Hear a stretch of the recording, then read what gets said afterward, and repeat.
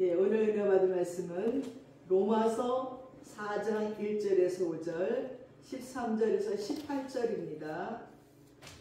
신약 244쪽입니다.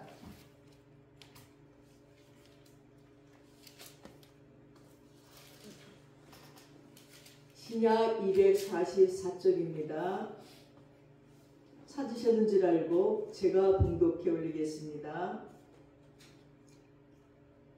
그런즉 육신으로 우리 조상인 아브라함이 무엇을 얻었다 하리요? 만일 아브라함이 행위로서 의롭다 하심을 받았으면 자랑할 것이 있으려니와 하나님 앞에서는 없느니라. 성경이 무엇을 말하느냐? 아브라함이 하나님을 믿음에 그것이 그에게 의로 여겨진 바 되었느니라. 일하는 자에게는 그 싹이 은혜로 여겨지지 아니하고 보수로 여겨지거니와 이를 아니할지라도 경건하지 아니한 자를 의롭다 하시는 이를 믿는 자에게는 그의 믿음을 의로 여기시나니. 아멘. 13절입니다. 아브라함이나 그 후손에게 세상의 상속자가 되리라고 하신 언약은 율법으로 말미암은 것이 아니요 오직 믿음의 의로 말미암은 것이니라. 만일 율법에 속한 자들이 상속자이면 믿음은 헛것이 되고 약속은 파기되었느니라. 율법은 진노를 이루게 하나니 율법이 없는 곳에는 번복도 없느니라. 그러므로 상속자가 되는 그것이 은혜에 속하기 위하여 믿음으로 되나니 이는 그 약속을 그 모든 후손에게 굳게 하려 하심이라. 율법에 속한 자에게 뿐만 아니라 아브라함의 믿음에 속한 자에게도 그러하니 아브라함은 우리 모든 사람의 조상이라. 기록된 바 내가 너를 많은 민족의 조상으로 세웠다 하신가 같으니 그가 믿은 바 하나님은 죽은 자를 살리시며 없는 것을 있는 것으로 부르시는 이시니라. 아브라함이 바랄 수 없는 중에 바라고 믿었으니 이는 내 후손이 이 같으리라 하신 말씀대로 많은 민족의 조상이 되게 하려 하심이라. 아멘.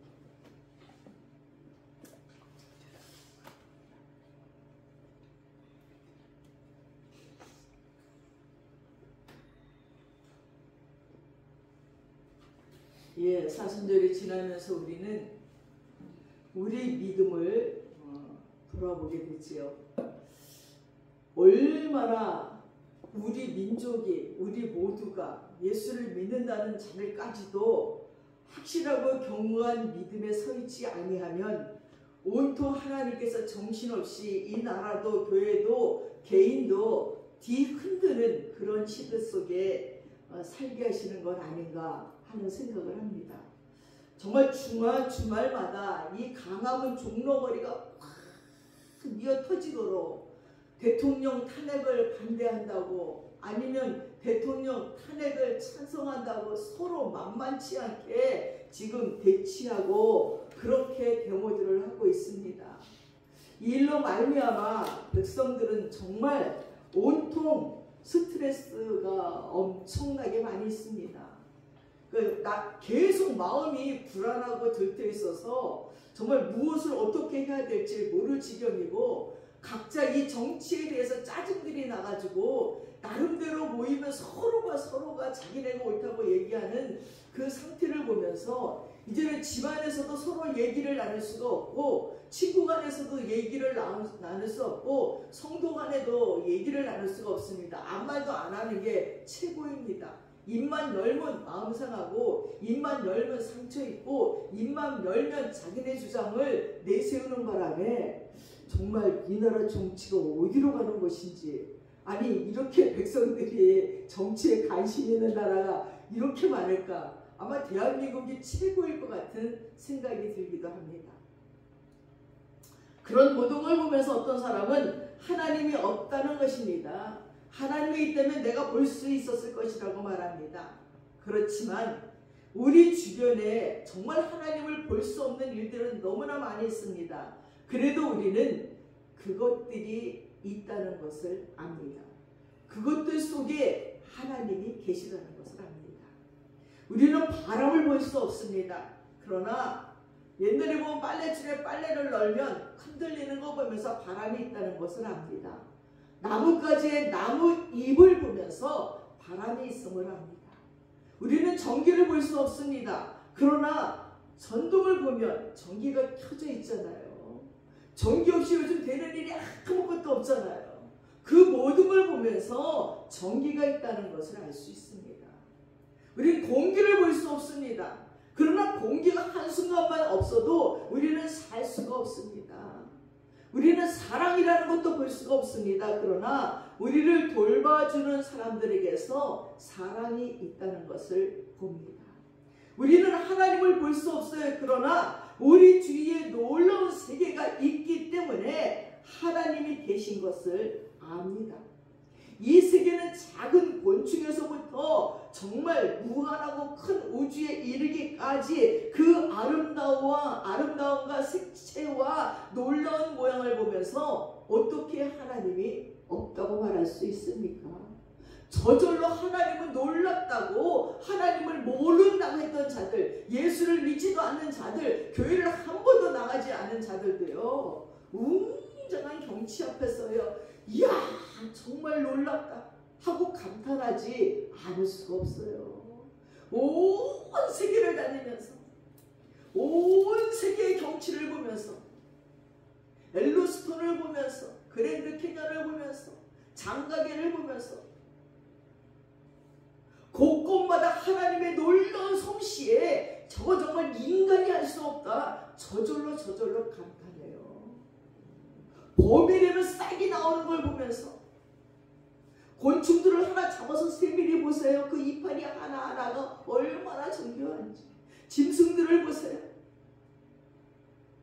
그 모든 세계의 놀라운 것들을 보면서 거기에 하나님이 안 계시다고 말할 수 없다는 것입니다. 여러분 책 한 권을 보세요. 이 책이 막 글자들이 날아다니면서 책을 만들었습니까? 어떻게 그렇게 많은 책이 나올 수가 있습니까?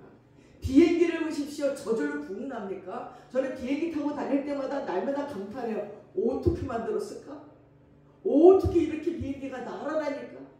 배는 또 어떻게 물 위에 뜨고 다닐까? 자동차를 타고 다니면서도 놀라워요. 제가 오늘 새로 구입한 자동차를 타고 왔어요. 타면서도 놀래.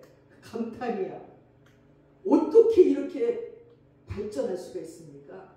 옛날에는 이 좌회전 우회전 이렇게 딱 트면 백밀러로 봐야 돼서 저기 차가 오나 안 오나. 근데 운전석 앞에 딱 떠요, 카메라가.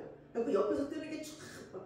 또 이쪽을 키우면 또 이쪽에 난 저쪽을 막 봤는데 아직도 습관이니까 저쪽은 근데 내 앞에 쫙 떠 있어. 옆에 차가 오나 안 오나 쫙 떠 있어. 점점 얼마나 좋아지는지 몰라요. 그리고 저 차는 또 가다가 내가 다리가 아프면 그냥 100km 놓고 다리 띄고 그냥 가면 돼. 다리 띄고 놓고 그냥 저절 알아서 쫙 가고, 차가 있으면 쓰고, 간격이 되고 넓고 자동으로 다 해주는 거예요. 너무 자동으로 해줘갖고 이거 기능을 몰라갖고 오면서도 불안하고 이걸 어떻게 잘못되지 않나? 자동으로 척척척척척척 되는 그 모든 게 저절로 됩니까? 만든 사람이 있으니까 되어지는 것입니다. 여러분 우연히 생긴 것은 아무것도 없습니다. 우연히 집이 생깁니까? 설계하고 건축한 자가 있어요. 만든 자가 있습니다. 하나님께서도 우리를 설계하고 계획하고 그리고 만들고 창조했어요. 그래서 우리는 그를 하나님이라고 부릅니다. 그분의 믿음의 사람들에게 사명을 주시고자 보여주시는 사건들이 우리들의 삶 속에서 우연이 아니라 계획된 사건들이 계속 있다는 것입니다. 그 계획된 사건들 속에서 하나님이 나에게 무슨 말씀을 하시는가, 하나님께서 나를 어떻게 인도하시는가를 잘 봐야 됩니다. 역사의 위인들에게는 그를 위인되게 했던 대표적인 행위들이 있었어요. 이순신 장군은 모함을 받았습니다. 무고하게 옥고를 치르고도 나라를 위해서 백이 종군하면서도 아직 우리에게 12척의 배가 남아있다고 하면서 이 나라를 승리로 이끌고자 왜군들과 싸웠습니다. 수바이처 박사는요 정말 정식 박사학위가 3개고요 명예 박사학위가 20개가 넘어요. 그럼에도 불구하고 박사학위 다 버리고 안정된 삶을 버리고 아프리카 오지에 그분들을 치료하기 위해서 그들에게 인수를 펼치려고 자신의 몸을 던졌어요. 손양원 목사님은 자기 아들 형제를 죽인 원수를 용서하고 그를 대신 아들로 삼았습니다.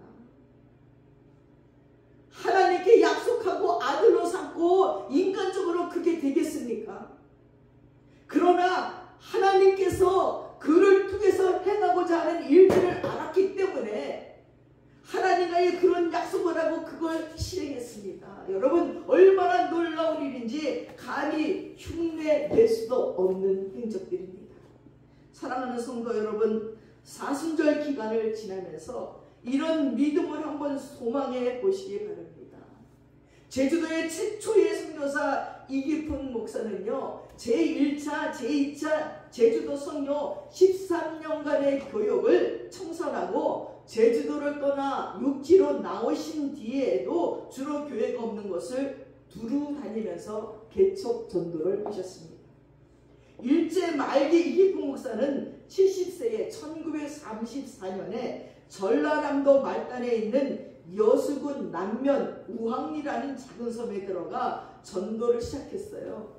내 나이가 70이 다 되었으니 큰 교회를 맡기에는 내가 너무 벅차. 큰 교회는 젊고 씩씩한 후배들에게 물려주고 나는 다른 사람들의 손이 미치지 못하는 작은 섬들을 찾아다니면서 불쌍한 섬 사람들에게 전도를 해야지 돼. 이렇게 말하면서 무인도로 배를 저어 갔습니다. 그러나 거기에도 박해가 따라왔어요. 하루는 여수 경찰서의 형사대가 경비선을 타고 와 이기풍 목사를 끝내 거기까지 와서 데리고 가버렸어요. 신사참배 반대자라고, 미국인의 스파이라고, 계시록을 강했다는 이 세 가지의 제목으로 이기풍 목사는 체포가 됐습니다. 체포된 지 10일 만에 풀려나왔어요. 너무너무 병이 심해졌습니다. 그래서 즉시 병원으로 옮겨서 진찰을 해보니까요, 위암이라는 거예요. 그때 이기풍 목사님의 따님 사례는 강주 여학교 졸업반이었어요. 이기풍 목사는 74세인데 딸 사례는 17살이었습니다. 그의 어머니가 말했습니다. 사례야, 아버지는 결국 외놈들의 사슬에 묶여 경찰서로 끌려갔다. 영적으로 볼 때는 얼마나 큰 영광인지 모른다. 우리는 우리 목에 칼이 들어와도 절대로 신사참배 절은 못한다. 그러니 너는 마음에 동요하지 마라. 아버지가 만일 형무소에서 돌아가시면 이보다 더 큰 기쁨이 없단다 라는 편지를 썼다고 합니다. 우리는 예수를 믿으면서도 많은 어려움을 겪습니다. 그 어려움 속에 이 일이 왜지? 하고 깜짝 놀랄 적이 너무나 많습니다. 이것이 하나님의 나를 통해서 위대한 일들을 이루시고자 하는 일이야 하고 생각하기보다는 어쩌다 내가 이런 일이 나에게 오게 됐지. 어저께 미국에서 친구가 메시지가 왔어요. 미미야, 내가 5월에 한국에 가서 너를 만나려고 했는데 온몸이 붓고 여기저기 붓고 몸이 이상해서 병원에 가봤더니 난소암이래. 그래갖고 수술을 받고 항암 치료를 해야 돼서 못 가겠구나. 근데 나는 마음이 편하네. 기도의 여정인 네가 기도해 주렴. 그걸 또 다른 친구에게 말했더니 이 친구는 예수를 잘 안 믿는 친구야. 난 하루 종일 정신이 하나도 없네. 왜 이런 일들이 생기지? 하루 종일 멍하게 있었어. 예수를 모르는 친구는 그렇게 얘기하고 예수 믿는 암 환자인 친구는 마음이 평안해. 하나님께서 행하시는 대로 가는 거지 뭐. 우리가 살다 보면요, 우리가 예기치 못한 일들이 나도 모르는 새에 일어나는 것들이 너무나 많이 있습니다. 그러나 그러한 일들이 생길 적에 이 일 속에 하나님이 우리에게 무슨 말씀을 하시는가 보자는 겁니다. 그것이 바로 믿음이라는 것입니다. 우리가 잘 알고 있는 창세기 아브라함에 관해서 보면 그가 믿음의 조상이 되고 위대한 신앙의 선구자가 되는 것은 무엇에 기이한 일입니까?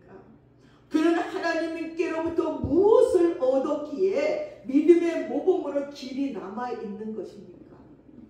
로마서의 바울 사도를 통해서 그 근원을 밝혀주시는 말씀을 한번 만나보겠습니다.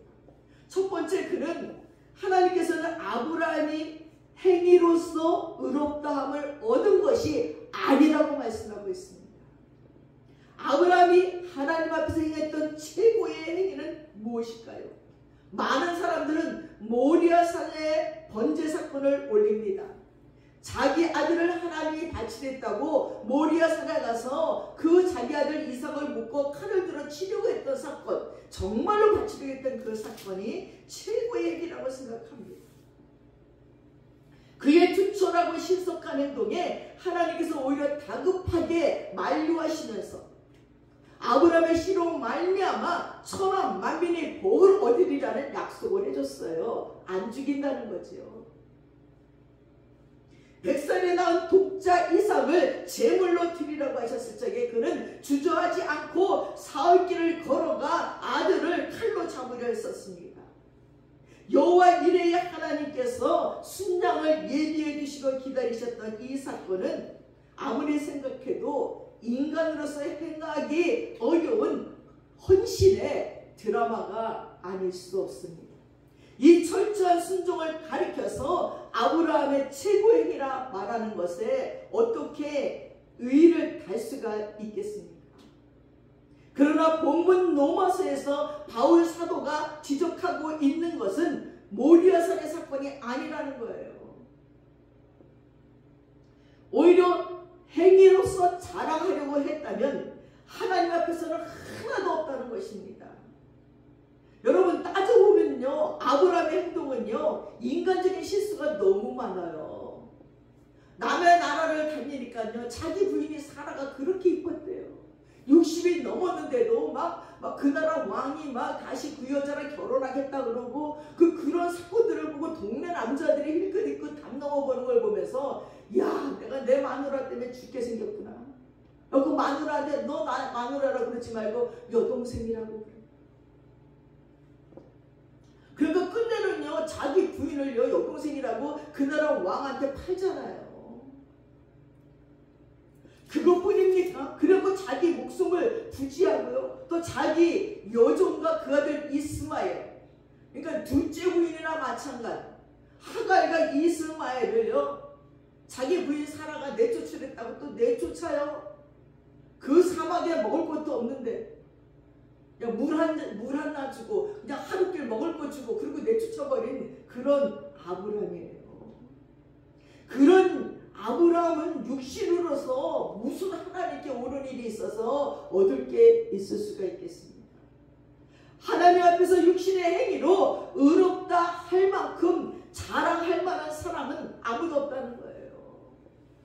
그렇다면 왜 아브라함입니까?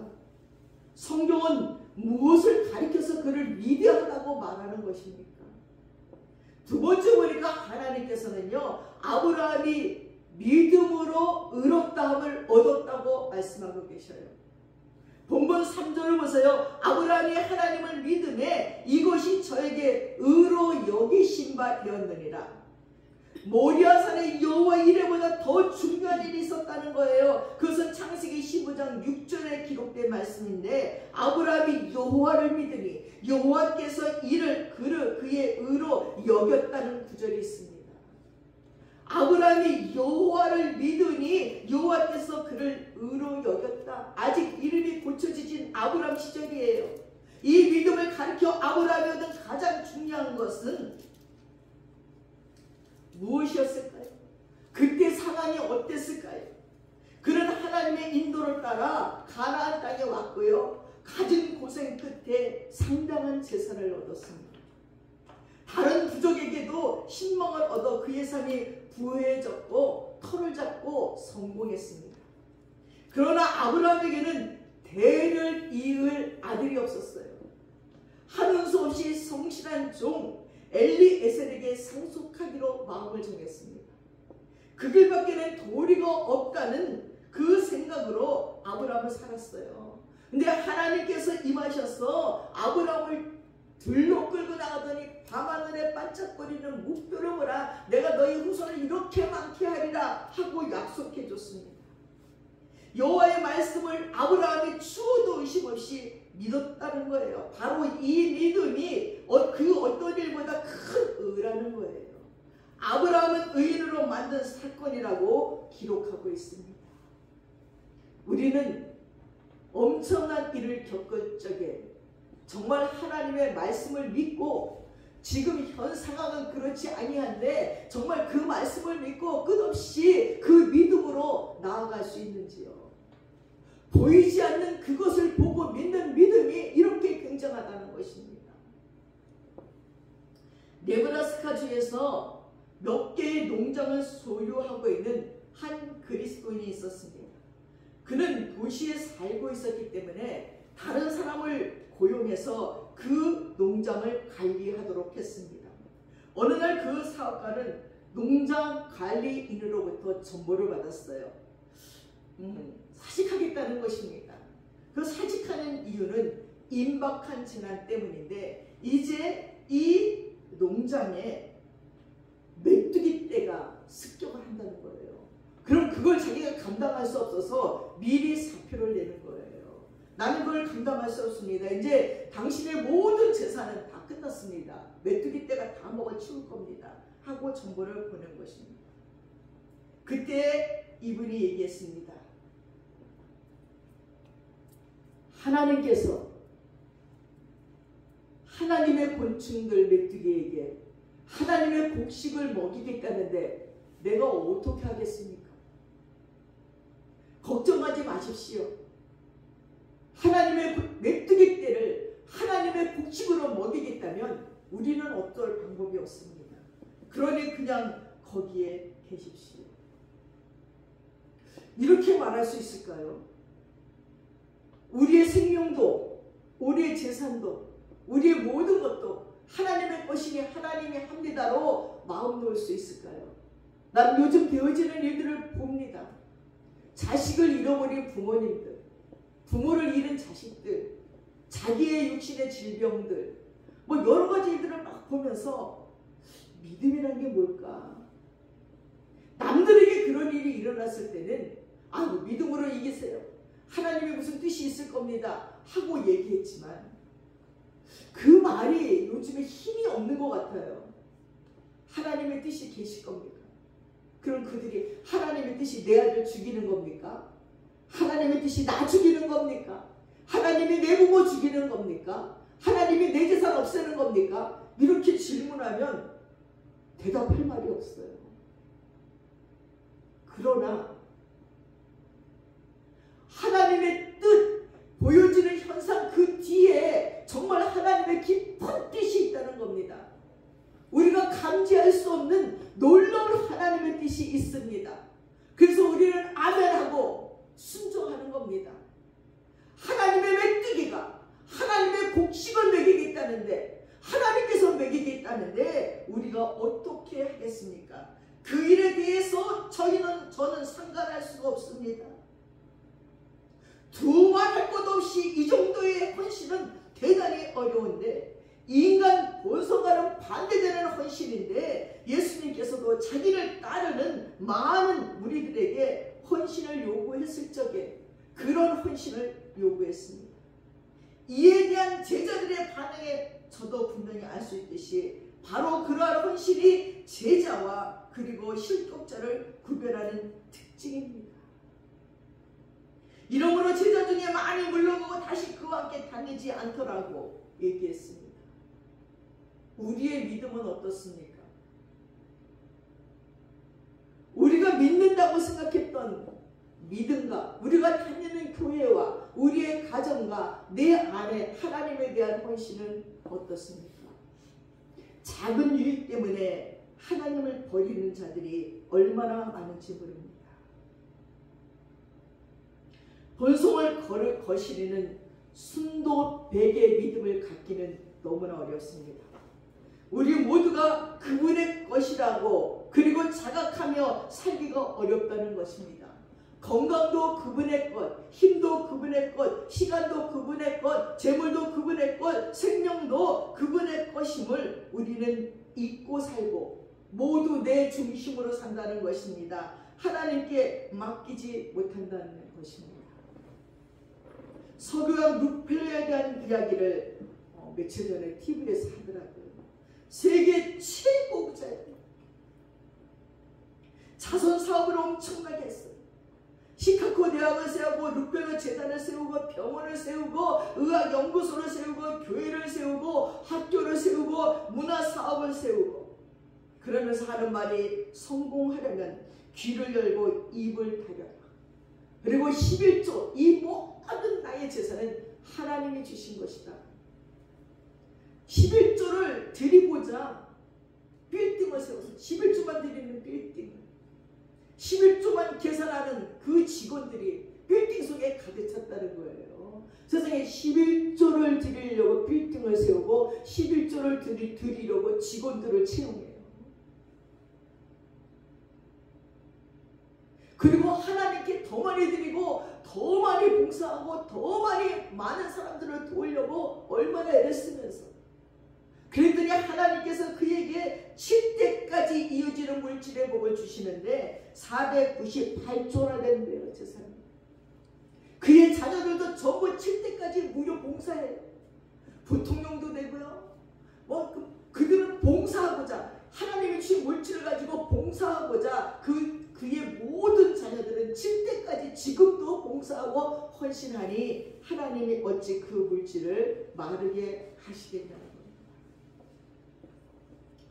오늘 정말 별것 아니라는 생각이 들 수도 있습니다. 그러나 그렇지 않다는 것입니다. 이 아브라함은 고향 갈대아 우르를 떠날 때부터 하나님이 주신 약속, 내가 너로 큰 민족을 이루고 내게 복을 줘 네 이름을 창대케 하리니 너는 복의 근원이 될지라. 이 약속을 아브라함은 처음에 굳게 믿었을 것입니다. 그러나 그가 나이가 점점 많아지고 아내 사라가 폐견이 됐어요. 근데 이래도 하나님의 약속을 믿을 수 있겠는지요? 놀라운 일은 아브라함이 믿음을 잃지 않고 그 약속을 모두 받아들이고 있었다는 사실이에요. 이게 위대하다는 것입니다. 아브라함 자신의 생각이나 주장은 하나님 앞에 아무것도 아니라는 점을 알고 있었기 때문에 이것저것 묻거나 거부하지 않고 모두 온전히 믿었습니다.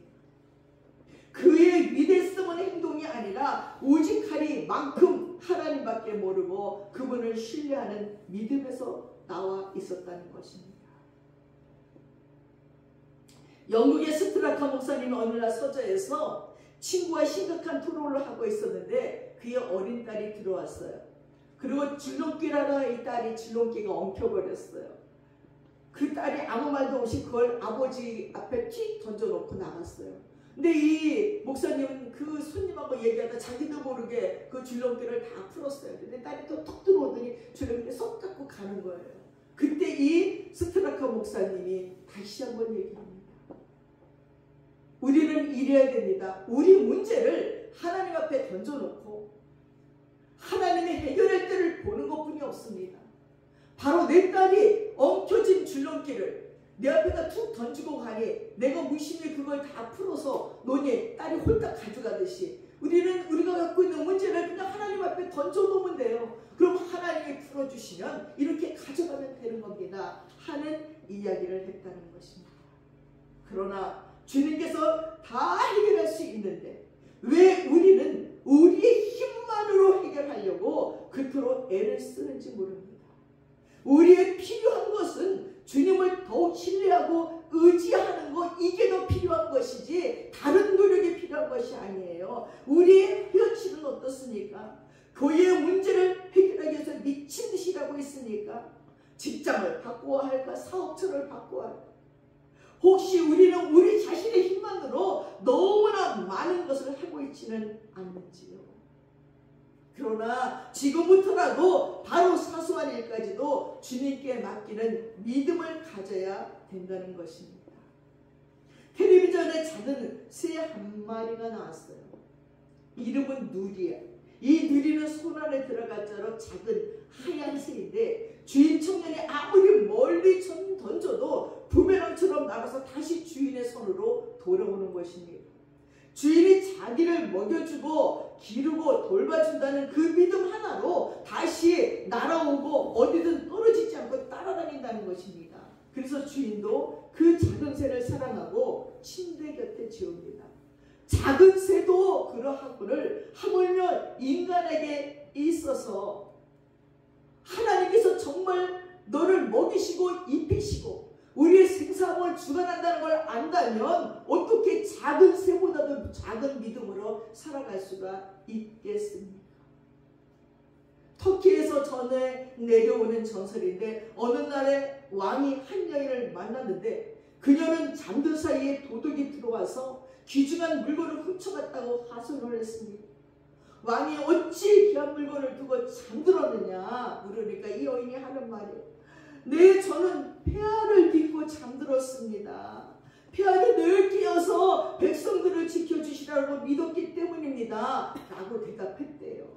왕은 여인의 믿음을 가산하여 잃은 물건보다 더 큰 상을 내려줬다는 전설입니다. 사랑하는 여러분, 우리는 바로 이런 믿음이 하나님 앞에 의롭다고 여김받을 수가 있습니다. 제가 전에 상암동에 교회를 할 적에 그 옆에 브레인 병원이 있었고 브레인 병원에 전도하러 갔어요. 근데 하루에 일어난 사건이에요. 한 사람이 누워 있었어요. 병든 아내를 간호하는 남자가 있었어요. 근데 왜 병이 들었느냐? 이 부인은 무당의 딸이에요. 근데 엄마가 돌아가시고 나니까 이 딸에게 신내림이 3번이나 왔는데 이거 안 하려고 버티다가 병이 들어가고 식물 인간같이 되어 있는 거예요. 그래서 내가 그 여자를 이렇게 보고 있다가 깜짝도 못해 눈만 떠 있어요. 예수님을 영접하시겠어요? 만약 예수님을 영접한다면 눈을 크게 깜빡여 주세요. 그랬더니 깜빡이는데 진짜 가슴이 찡한 거예요. 그래서 아무것도 못하는 식물 인간이지만 눈을 꺽 뜨는 그 모습에 그에게 예수님을 영접시키는 영접 기도를 했어요. 영접 기도들은 제 눈에서도 눈물이 나오고 그 무당딸인 여자에게서도 눈물이 흘렀습니다. 그 남편도 이보다 더 큰 믿음이 어디 있을까? 엄마에게 물려받은 그 무당딸 신내림을 안 받으려고 버둥대다가 이렇게 만신창이로 병들었음에도 불구하고 신내림을 거부하는 거예요. 그 신내림만 옥하이하고 국만 하면 병이 날 텐데 안 하는 거예요. 그리고 내가 예수님을 영접하겠느냐는 그 말에 눈을 크게 껌뻑하는 걸 보면서 하나님 이 믿음 보시고 살려주세요. 고쳐주세요. 하는 기도가 절로 나왔습니다. 그리고 옆침실에 갔더니 한쪽 다리가 잘렸어요. 동성으로 말미암아 다리가 잘려버린 거예요. 그래서 어머니가 돌보고 있는 그 자녀에게 예수 믿으라고 얘기했더니 믿겠대요. 또 거기도 예수 믿으라고 예수님 연결시키고 그리고 기도해주고 또 옆에 갔더니 청년 하나가 교통사고로 여기는 2다리가 다 잘렸어요. 그 부모가 울면서 말하는 거예요. CCC 공부도 했고 청년의 회장도 했고 주일학교 교사도 했는데 교통사고로 이렇게 됐어요. 얼마나 마음이 상하겠어요. 교회 다녔는데 예수 믿었는데 할 거 다 했는데 왜 나에게 이런 일이 있을까? 할 거 아닙니까? 그러면서 나들은 교회 다니라고 말도 하지도 말래요. 막 상해 있는 거예요. 마음이. 근데 제가 붙잡고 그 다리 붙잡고 울며 기도했습니다. 그 청년도 함께 울면서 기도했습니다. 또 그 옆에 갔더니 성당 다닌다는 할머니인데 성당은 다니지만 모른다는 거예요. 예수님을. 거기서도 예수님을 연결시키고 기도를 했습니다. 또 그 옆에 있는 분은 집사였대요. 근데 뒤에서 말하기를 아무 말도 하지 말래요. 예수 믿고 재수 없어졌다는 거예요. 집사인데도 어려움을 오니까 하나님이 나에게 왜 이러시는가 싶은 것이 없습니다. 근데 손 얹고 기도했는데 눈물이 흐르는 거예요. 집사까지 됐는데 하나님을 왜 모르겠습니까? 원망하는 마음에 어긋장 놓는 거지요. 눈물을 쭉 흘리면서 기도를 받는 것을 볼 수 있었습니다.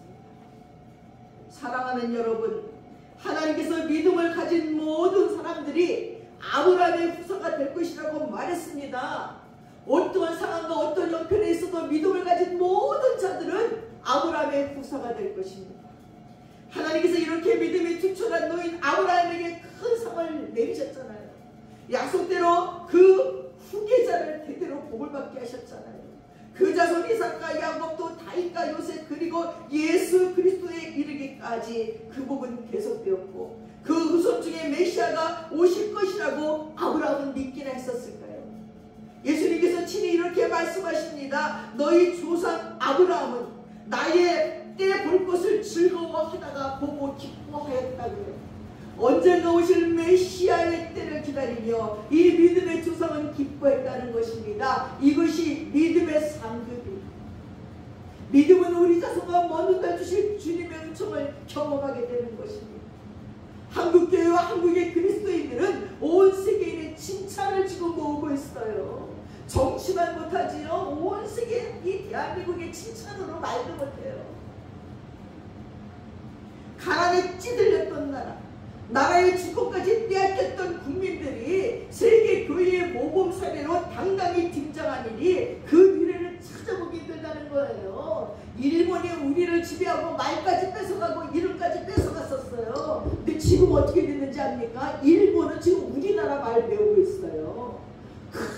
큰 광자 같은 레스토랑에 갔더니 일본 학생들이 띵 둘러앉아서 뭐 얘기하는데 한국말을 해요. 그래서 내가 나오다 물어봤잖아요. 여기 한국인 있어요? 아, 너무 그러면서 다 일본인인데 우리는 한국말을 배워가지고 여기서 한국말 서로 하기 대회를 한대. 그리고 유행이 가장 멋진 학생이 만나면 한국말 배우고 한국말로 대화하면은 우리가 왜 영어 잘하면 뭐 오 하듯이 한국말 잘하면 오 하고 본대요. 그래서 한국말 배우기 쟁탈전을 벌이고 있어요. 나오면서 속으로 이야 니네는 우리말 뺏어가고 일본말을 배우게 했지만 니네는 우리가 배우라고 말 안 해도 저절로 우리 한국말을 배우고 있구나. 이게 무슨 조화이지. 하나님께서 그렇게 다 만들어 놓으셨어요. 이 나라를 그렇게 하나님이 높여주셨어요. 왜요? 그 가난과 찌들림 속에서도 예수 믿는 거 하나 때문이라고 저는 생각해요. 우리를 이끌어 여기까지 이르게 계신 하나님께서 물으십니다. 너는 어떤 행위를 하여 의롭게 되고 인생의 행복을 얻었다고 생각하느냐? 이 질문 앞에 우리는 마땅히 대답을 찾지 못해 당황할 수밖에 없습니다. 아브라함마저도 가족을 팔면서 삶을 부지해왔고 육신의 범죄에서 자유롭지 못했던 것이 아니겠습니까? 그러나 하나님께서는 아브라함이 하나님을 믿음에 그것을 의로 여겼다는 거예요. 우리 온 것까지 죄가 다 있어요. 변화되지 않은 우리들의 모습들도 수없이 많아요. 그러나 한 가지 하나님을 믿었는데 그걸 의로 여겼다는 거예요. 우리의 성품도 안 바뀌고 성질도 안 바뀌고 행동도 안 바뀌지만 하나님을 믿었기에 그걸 의로 여겼다는 것입니다. 우리가 예수 그리스도의 구원을 믿으니 이것을 의로 인정했어요. 새가 다시 날아오던 주님께로 돌아오고 주님의 십자가를 믿고 굳게 의지합니다. 이 믿음이 행복이고 은혜이고 하나님께서 인정하시는 의라는 것입니다. 영국의 리클경의 해마다 크리스마스가 되면 핸델의 메시아를 연주했어요. 그리고 연습이 다 되면 연주일 전에 오케스트라와 총연습을 했습니다. 한 번은 메시아 오라토리오 중에 절정이라고 볼 수 있는 할렐루야 합창 후에 나오는 소프라노 아리아에 내주는 살아계시다는 곡을 소프라노 가수가 부르는데 정확한 음정과 박자와 아름다운 음색과 감정 표현과 그 적절한 호흡을 조절해가면서 노래를 부르는데 많은 청중들이 이야 정말 잘한다 하고 듣고 있는데 갑자기 레클경이 주인공을 멈추고 노래를 중단시켰습니다. 그리고 레클경이 소프라노 가수에게 너 정말 내 주가 살아계시냐고 믿느냐?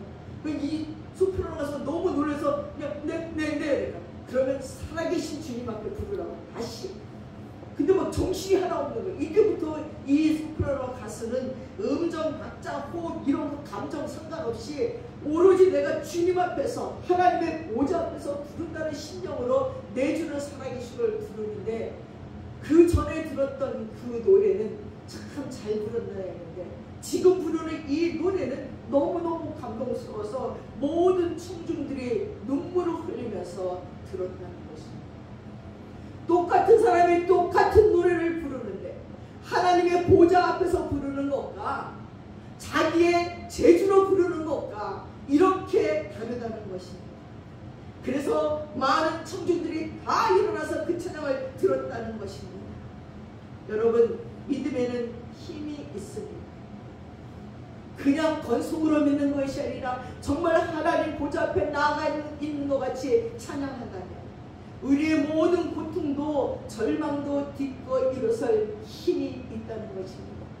그 믿음이 하나님이 의로 여기신다는 것을 기억하시기 바랍니다. 기도하겠습니다. 하나님 아버지, 아브라함은 그의 행위로 의롭다함을 얻은 것이 아니라 믿음으로 의롭다함을 얻었다고 합니다. 인간적으로는 실수가 많고 인간적으로는 잘못들은 많이 있지만 그 안에 있는 믿음으로 말미암아 의롭다 여김을 받아서 지금까지 그의 후손들이 복을 받고 있습니다. 하나님 우리에게 그 믿음을 주십시오.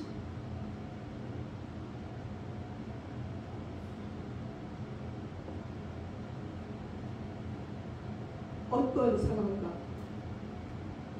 어떤 형식 앞에서 하나님 말을 바라볼 수 있는 그 믿음을 우리에게 주시옵소서. 우리의 성품도 고칠 수 없고 우리의 습관도 고칠 수 없고 우리의 성질도 고칠 수 없지만 그래도 그 믿음 하나만을 온전히 갖고 살 수 있게 허락해 주십시오.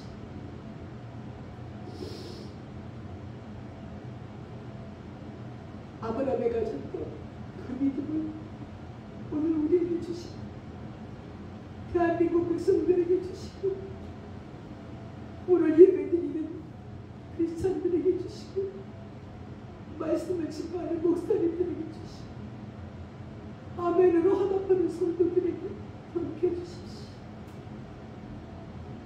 오늘 예배드리지 못하게 환경에 쫓겨 일하고 있는 자들에게 허락해 주십시오. 병들어 병원에 있는 자들에게도 허락해 주십시오. 어쩔 수 없는 상황 속에 하나님을 떠나 있는 자들에게도 그 믿음 주셔서 그 믿음으로 의롭다 여김받는 하나님의 사람들 되도록 축복해 주시옵소서. 감사드리며 우리 예수님의 이름 받들어 기도드렸사옵나이다. 아멘.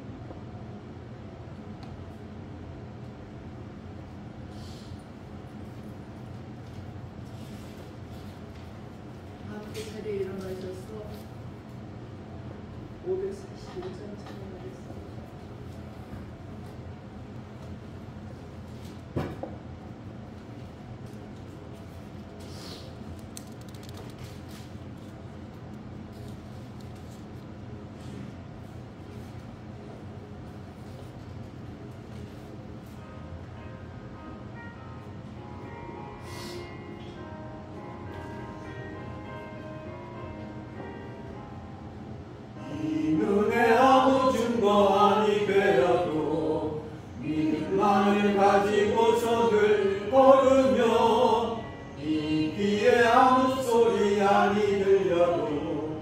하나님의 약속이 옛소리라.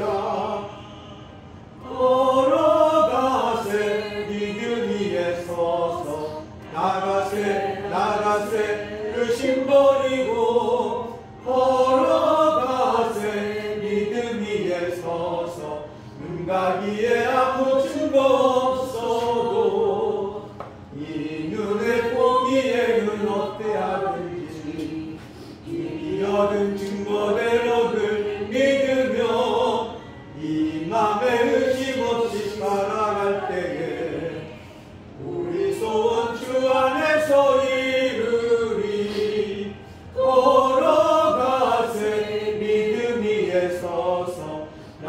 나가세 나가세 의심 버리고 걸어가세 믿음 위에 서서 눈가 위에 아무 짐 없어도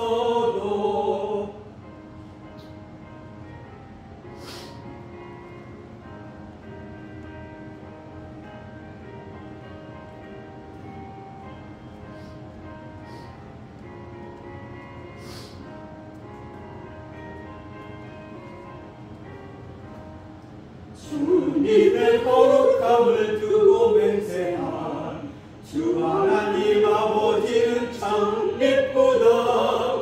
그 귀한 모든 약속 믿는 자에게 능치 못할 무슨 일이 있을까.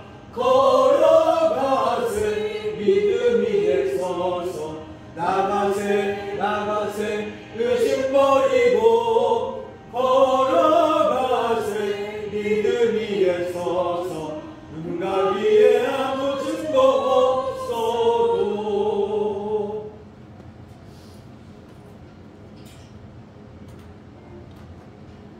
주기도문 드리겠습니다.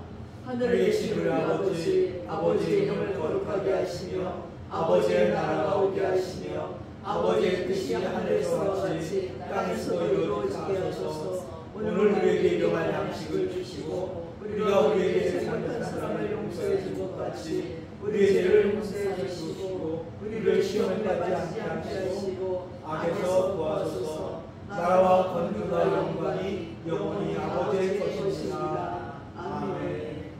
지금은 우리 주 예수 그리스도의 한없는 은혜와 우리 아버지 하나님의 풍성하신 사랑과 성령님의 감동감하시고 충만하시고 교통하심이 이제 믿음 가지고 의로움을 받기로 작정하는 믿음의 권속들 어린 머리 위에 이제부터 영원까지 함께 하시옵기를 간절히 축원드리옵나이다. 아멘.